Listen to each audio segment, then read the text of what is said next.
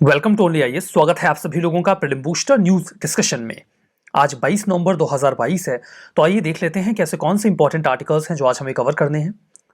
2024 के लिए UPSC batch launch हो चुका है। कुछ बहुत ही स्ट्राइकिंग फीचर्स के साथ इस बैच को लॉन्च किया गया है जो कि आपकी प्रिपरेशन को बहुत ही हैविली स्ट्रेंथन करने में कैपेबल है। तो अगर आप इस कोर्स के बारे में कोई और जानकारी चाहते हैं और वो कौन से स्ट्राइकिंग फीचर्स हैं जानना चाहते हैं, तो आप कॉन्टैक्ट कर सकते हैं ओनली आईएएस को बाय दी कॉल और बाय दी मेल। तो चलिए आगे बढ़ते हैं। जो हमारा फर्स्ट आर्टिकल है वो नेटवर्क रेडीनेस इंडेक्स के बारे में है। इंडिया अभी 6 स्लॉट्स ऊपर गया है, मतलब हमारी जो रैंक है वो इंप्रूव हुई है नेटवर्क रेडीनेस इंडेक्स 2022 में, और अब हमें जो रैंक मिली है दैट इज 61। अगर आप थोड़ा सा नाम पे जाएंगे गेट टू नो कि एग्जैक्टली इसमें क्या है। भारत नेटवर्क्स को लेकर कितना ज्यादा तैयार है, इस इंडेक्स के जरिए हम यही पता करने का प्रयास करते हैं। जब हम कहते हैं नेटवर्क रेडीनेस यानी कि नेटवर्क को लेकर इंडिया की तैयारी, तो एक्चुअली में हम किस प्रकार के नेटवर्क की रेडीनेस की बात कर रहे हैं। नेटवर्क रेडीनेस का मतलब ये होता है कि जो आर्टिफिशियल इंटेलिजेंस है उसके लिए इंडिया कितना ज़्यादा प्रिपेयर्ड है, मोबाइल ब्रॉडबैंड कितना बेहतर है इंडिया में, टेलीकम्युनिकेशन सर्विसेज कितनी बढ़िया तरीके से दी जा रही हैं, इंफॉर्मेशन एंड कम्युनिकेशन टेक्नोलॉजी की जो सर्विसेज हैं वो कैसे अच्छे से इम्पार्ट हो रही हैं। इन सभी चीज़ों के बारे में किसी भी कंट्री की रेडीनेस को, तैयारी को इवेल्युएट किया जाता है इन दिस इंडेक्स। इसे तैयार किया जाता है पोर्टलैंड्स इंस्टीट्यूट के द्वारा, जो कि एक प्रकार का independent non profit not partition research और एजुकेशनल इंस्टीट्यूट है, बेस्ड है वॉशिंगटन डीसी में। एनआरआई आप शॉर्ट में कह सकते हो। ये एनआरआई नॉन रेसिडेंट इंडियन वाला नहीं है, इट्स नेटवर्क रेडीनेस इंडेक्स। ये 131 इकोनॉमीज को इवेल्युएट करता है 4 डिफरेंट पिलर्स पे, जैसे कि टेक्नोलॉजी, पीपल, गवर्नेंस और इम्पैक्ट। इसके अलावा 58 यानी कि 58 वेरिएबल्स होते हैं जिनको इवेल्युएशन में लिया जाता है, वो तो अपने काम के नहीं है। तो इंडिया का स्टेटस जो है वो इम्प्रूव हुआ है। हमने ना केवल अपनी रैंक इम्प्रूव की है बल्कि हमने अपना स्कोर भी इम्प्रूव किया है। 2021 में जो हमारा स्कोर था दैट वाज 49.74 और ये 2022 में बढ़ के 51.19 हो गया है। अलग अलग सेगमेंट्स में भी इंडिया ने, यानी अलग अलग इंडिकेटर्स में भी कैसे इंप्रूव किया है वो देख सकते हो आप, नोटवर्दी है वो। जैसे एआई टैलेंट कॉन्सेंट्रेशन में इंडिया को फर्स्ट रैंक मिली है, मतलब यहाँ पर आर्टिफिशियल इंटेलिजेंस को लेकर टैलेंट का पूल अच्छा है। सेकेंड रैंक हमको मिली है मोबाइल ब्रॉडबैंड इंटरनेट ट्रैफिक कितना बढ़िया कंट्री में वर्क कर रहा है उसके लिए। थर्ड रैंक मिली है जो इंडिया टेलीकम्युनिकेशन सर्विसेज में इन्वेस्टमेंट करता है और जो इंडिया का डोमेस्टिक मार्केट साइज है उसके लिए। और फोर्थ रैंक मिली है आईसीटी सर्विसेज एक्सपोर्ट में, जो इंफॉर्मेशन एंड कम्युनिकेशन टेक्नोलॉजी की सर्विसेज हम एक्सपोर्ट करते हैं दूसरे देशों को, उसमें हमें चौथी रैंक मिली है। जो एनआरआई 2022 है ये दिखाता है कि इंडिया की जो नेटवर्क रेडीनेस है वो बहुत ही बढ़िया है। अगर आप इनकम लेवल की कंट्रीज को देखो, जैसे इंडिया को लो इनकम लेवल कंट्रीज में डाला गया है जो स्लैब्स बनाए गए थे उसमें, और उस रेफरेंस में इंडिया बहुत ही अच्छा परफॉर्म कर रहा है। 36 कंट्रीज हैं जो लोअर मिडिल इनकम कंट्रीज में, मतलब लोअर मिडिल इनकम कंट्रीज के रूप में इंडिया को डाला गया है, तो उसमें 36 कंट्रीज हैं और इंडिया थर्ड रैंक पर है इस ग्रुपिंग में। हमारे मतलब ऊपर जो रैंक्स हैं दोज और यूक्रेन 50 और इंडोनेशिया 59। तो ये तो पूरा मामला नेटवर्क रेडीनेस इंडेक्स का हुआ। हमारा next article securities and exchange board of India SEBI के बारे में है। किसी के इंस्टाग्राम पे 400 फॉलोअर हो जाएं तो वो खुद को सोशल मीडिया इन्फ्लुएंसर कहने लग जाता है। तो सोशल मीडिया इन्फ्लुएंसर, इनके बारे में तो आपने जरूर से सुना होगा, और कुछ लोग सच में सोशल मीडिया इन्फ्लुएंसर होते हैं बिकॉज उनके पास बहुत हैवी फॉलोइंग होती है। वो फेसबुक पे हो सकती है, ट्विटर पे हो सकती है, इंस्टाग्राम पे हो सकती है। इस रेफरेंस में उनके जो थॉट्स होते हैं वो दूसरों को प्रभावित करते हैं, इम्पैक्ट करते हैं। तो आपने सोशल मीडिया इन्फ्लुएंसर्स के बारे में तो सुना ही है, लेकिन क्या आप लोग फिनफ्लुएंसर के बारे में भी जानते हैं क्या? फिनफ्लुएंसर, जिसको आप अगर थोड़ा सा एक्सप्लेन करेंगे तो ये निकल के आएगा फाइनेंशियल इन्फ्लुएंसर। फाइनेंशियल इन्फ्लुएंसर ऐसे लोग होते हैं, कोई ऐसा पर्सन होता है जो इन्वेस्टमेंट से रिलेटेड इंफॉर्मेशन देता है वाइड रेंज ऑफ ऑडियंस को सोशल मीडिया प्लेटफॉर्म्स का सहारा लेके। ये कुछ ऐसे लोग हैं जो स्टॉक मार्केट में कैसे इन्वेस्ट करना है, किस कंपनी के स्टॉक्स को कैसे इवेल्युएट करना है, वो अच्छा परफॉर्म करेगा कि नहीं करेगा, उसमें आपको इन्वेस्ट करना चाहिए कि नहीं करना चाहिए, ये सारी बातें वो सोशल मीडिया प्लेटफॉर्म का इस्तेमाल करके लोगों तक पहुंचाते हैं, जिसमें वो टेलीग्राम, इंस्टाग्राम, फेसबुक, इसके अलावा यूट्यूब का सहारा लेते हैं। इन्फ्लुएंसर्स के लिए यूट्यूब एक सबसे अच्छा प्लेटफॉर्म है जिसके जरिए वो लोगों को फाइनेंशियल इन्फॉर्मेशन कन्वे करते हैं। लेकिन कई सारे केसेस में ऐसा होता है कि ये लोग जो फाइनेंशियल इन्फॉर्मेशन कन्वे कर रहे होते हैं ये फाइनेंशियली उतने साउंड नहीं होते जितना कि वो दिखाते हैं। इस रेफरेंस में पूरी संभावना बनी रहती है कि वो गलत इन्फॉर्मेशन डिसेमिनेट कर रहे होते हैं। ऐसे केसेस में जो लोग उस इंफॉर्मेशन को फॉलो करते हैं उनके इकोनॉमिक्स मिसमैनेजमेंट में फंसने का खतरा रहता है या उनके इन्वेस्टमेंट के डूब जाने का खतरा रहता है। और इस बात को लेकर सेबी बहुत ज़्यादा नाराज़ है। सेबी चाहती है कि ऐसे जो इन्फ्लुएंसर्स हैं उन्हें कंट्रोल किया जाए, उन्हें रेगुलेट किया जाए, और इसके लिए वो तैयार करने वाले हैं कुछ गाइडलाइंस। मतलब अब आप YouTube पर वीडियो बनाकर जो मर्जी फाइनेंशियल गाइडलाइन नहीं दे पाएंगे, बल्कि आपको कुछ सर्टेन गाइडलाइंस को फॉलो करना होगा ताकि लोगों को आपकी गाइडलाइन से नुकसान ना हो। कोविड के समय में बहुत सारे लोग फुर्सत में आए तो उन्होंने फाइनेंशियल इन्फॉर्मेशन कन्वे करना शुरू कर दिया, लेकिन सेबी अब इस बारे में चिंतित है और जल्दी ही इस रेफरेंस में गाइडलाइंस आ जाएंगी। बात करते हैं सेबी के बारे में। सेबी एक स्टैच्यूटरी बॉडी है, इसका मतलब इसको बनाने के लिए कानून लाया गया। तो कानून क्या था? सेबी एक्ट 1992। फर्दर फंक्शंस ये हैं कि ये कोशिश करते हैं कि जो सिक्योरिटीज और एक्सचेंज बोर्ड है इंडिया का, वो इन्वेस्टर्स के इंटरेस्ट को प्रोटेक्ट करे और सिक्योरिटीज का जो मार्केट है उसको बेहतर तरीके से रेगुलेट किया जाए। हेडक्वार्टर्ड है मुंबई में। स्ट्रक्चर की बात करें तो इसमें एक चेयरमैन, दो मेंबर जो होते हैं मिनिस्ट्री और जो सेंट्रल गवर्नमेंट है जो फाइनेंस को डील करती है उसके ऑफिशियल्स होते हैं। एक मेंबर होते हैं जो आरबीआई के ऑफिशियल होते हैं। 5 और मेंबर होते हैं जिसमें कम से कम 3 होल टाइम मेंबर होने चाहिए। ठीक है। सेबी कई सारी कमिटीज को भी अपॉइंट करता है जो लोगों के इश्यूज को एड्रेस करते हैं। एक अपीलेट ट्रिब्यूनल भी होता है, सिक्योरिटीज अपीलेट ट्रिब्यूनल। अगर कोई सेबी का डिसीजन आपको सही नहीं लगता तो आप इस अपीलेट ट्रिब्यूनल में जा सकते हो। इसमें एक प्रिसाइडिंग ऑफिसर होते हैं और 2 और मेंबर होते हैं। और अगर आपको अपीलेट ट्रिब्यूनल की भी बात अच्छी नहीं लग रही है तो फिर आप जाओ सीधा सुप्रीम कोर्ट के पास। हालांकि जो अपीलेट ट्रिब्यूनल्स होते हैं उनके पास सिविल कोर्ट जितना पावर होता है। ठीक है, चलिए आगे बढ़ते हैं। हमारा next article lab grown meat के बारे में है। US food and drug administration ने अभी हाल ही में सेफ्टी क्लियरेंस दे दिया है लैब ग्रोन मीट को, और ऐसा पहली बार हुआ है कि यूएसए में इस प्रकार का अप्रूवल मिला हो। अभी तक सिंगापुर एकमात्र ऐसा देश था पूरी दुनिया में जो कल्टीवेटेड मीट प्रोडक्ट्स के सेल को अप्रूव करता था। आपको पता होना चाहिए कि अब लैब में मीट तैयार किया जा रहा है। मतलब क्या है? मतलब ये है कि अब हमें चिकन, मटन या फिर नॉन वेज या जो नॉन वेजिटेरियन फूड होता है उसको कंज्यूम करने के लिए जानवरों को स्लॉटर नहीं करना पड़ेगा, मारना नहीं पड़ेगा। इसके कई सारे फायदे हैं। इसे कहा जाता है लैब ग्रोन मीट। इसीलिए चूंकि ये लैब में बनाया जाता है इसीलिए इसे कई बार कल्टीवेटेड और कल्चर्ड मीट भी कहा जाता है। ये सीधा एनिमल्स की सेल से आता है। इसका अपीयरेंस, टेस्ट और स्मेल बिल्कुल मीट जैसा होता है। इसमें कोई डिफरेंस नहीं होता। मतलब आप एक एनिमल को स्लॉटर करके उसका मीट खा रहे हैं या फिर आप कल्चर्ड मीट खा रहे हैं, आपको डिफरेंस समझ में नहीं आएगा। It will be completely similar. हालांकि यहाँ पर हमें ना तो जानवरों को रेज करने की जरूरत पड़ेगी और न ही उनको स्लॉटर करने की जरूरत पड़ेगी। अब इसके 2 फायदे हैं। एक तो जानवरों को स्लॉटर नहीं करना पड़ेगा। तो चलिए, नॉनवेज खाने वाले लोगों के खिलाफ जो एक सबसे मोरल काउंटर होता है कि आप जानवरों को मारते हैं अपने कंजम्पशन के लिए, वो मामला इधर से हो जाएगा खत्म, क्योंकि अब एनिमल स्लॉटर की जरूरत नहीं पड़ेगी। दूसरा मामला ये आता है कि हर जगह एनिमल्स कंजम्पशन के लिए नहीं होते। कई सारा ऐसा एरिया होता है जहाँ पर एनिमल्स नहीं है, कोई वॉर टाउन एरिया है, मतलब कहीं पर ऐसी स्थिति है जहाँ पर इंस्टेबिलिटी है इन जनरल, तो वहाँ पर आप इस मीट को स्प्रेड कर सकते हो। तो लोगों की जो नीड है वो फुलफिल हो जाएगी, लोगों को कम से कम खाना मिल जाएगा इसके ज़रिए, जो लैब ग्रोन मीट है उसके ज़रिए। दूसरा, चूंकि ये लैब ग्रोन है तो आप इसको कंट्रोल कर सकते हो। आप इसमें फैट कम कर सकते हो, बाकी न्यूट्रिएंट्स ज़्यादा कर सकते हो, थोड़ा बहुत इसमें आप इसको कल्चर कर सकते हो। तो ये कई सारे फायदे हैं लैब ग्रोन मीट के। तो लैब ग्रोन मीट बनाते कैसे हैं? देखिए, ये 100 साल पुरानी टेक्निक का इस्तेमाल करके बनाया जाता है, that is in vitro muscle tissue growth.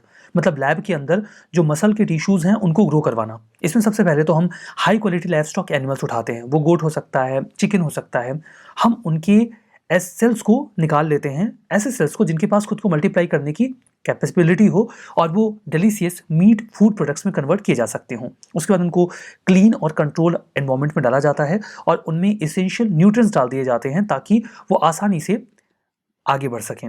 फिर वो टिश्यूज़ खुद को रेप्लिकेट करते हैं, मैच्योर हो जाते हैं, और एक बार उनको वो सारी कंडीशंस मिल गई जिसमें वो ग्रो कर सकते हैं तो धीमे धीमे वो ग्रो करते चले जाते हैं। और जब एक बार मीट रेडी हो जाए तो आप उसे हार्वेस्ट कर सकते हैं। हार्वेस्ट करने के बाद वो बिल्कुल कन्वेंशनल मीट जैसा ही होगा। आप उसको पैक करिए, सेल करिए और चाहे वहीं लैब में छौंका लगा के पका लीजिए और वहीं पे खा लीजिए, कोई रोकने वाला थोड़ी है। मतलब वो बिल्कुल रेडी टू ईट है और बिल्कुल जो कन्वेंशनल मीट होता है उसके जैसा ही रहेगा।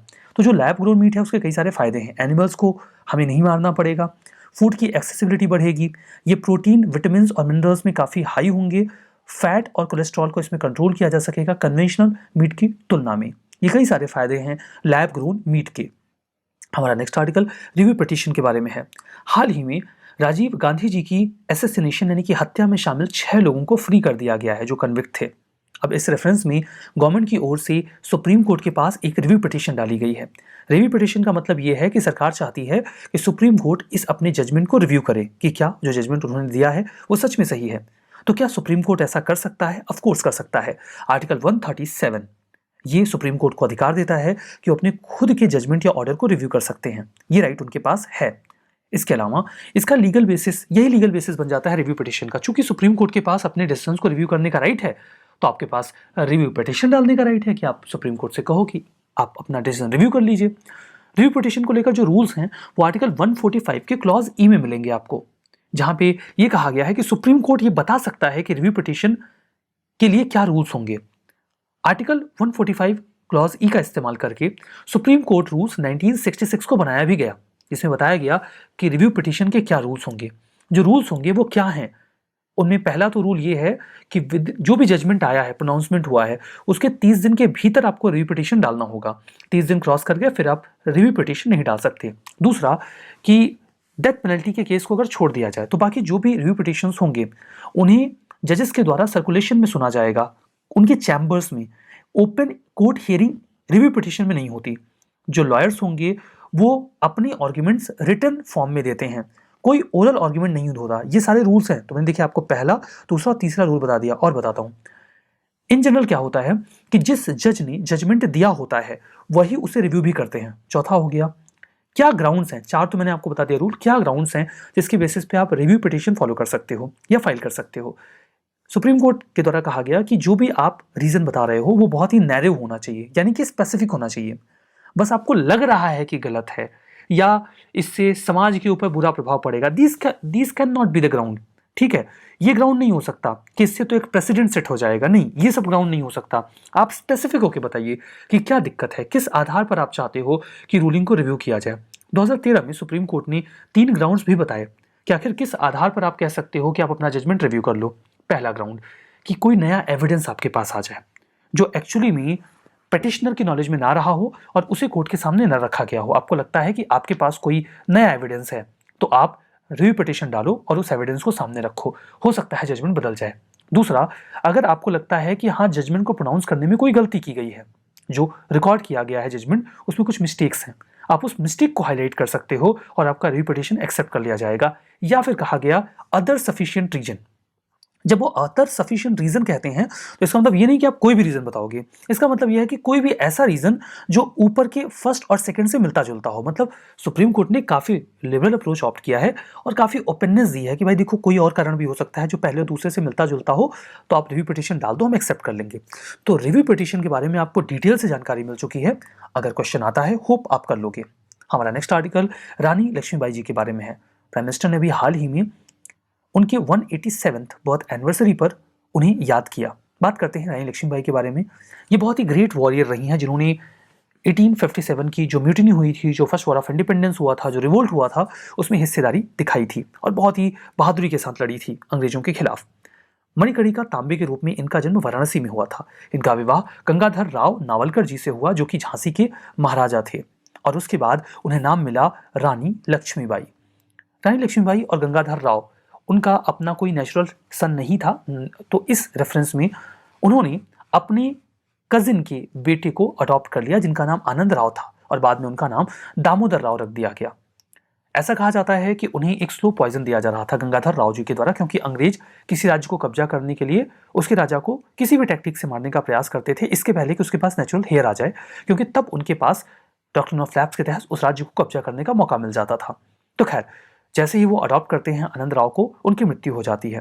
महाराजा की डेथ का फायदा उठाते हुए ईस्ट इंडिया कंपनी ने डॉक्ट्रिन ऑफ लैप्स को लगाकर झांसी को कब्जाने का प्रयास किया। लॉर्ड डलहौजी जो 1848 से 56 के बीच में आया था, वो लेकर आया था डॉक्ट्रिन ऑफ लैप्स।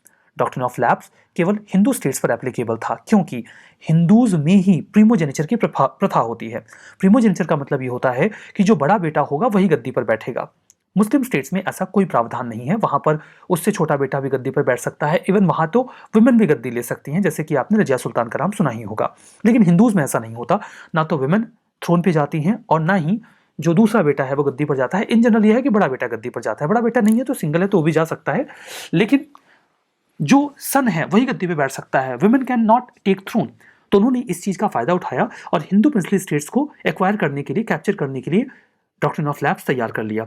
मतलब अगर किसी राजा के पास अपना खुद का बेटा नहीं है, हेयर नहीं है, तो उनका जो पूरा रूल करने का राइट है वो लैप्स हो जाएगा, खत्म हो जाएगा, और इसीलिए इसे डॉक्ट्रिन ऑफ लैप्स कहते हैं, क्योंकि रूलिंग राइट लैप्स हो जाता है।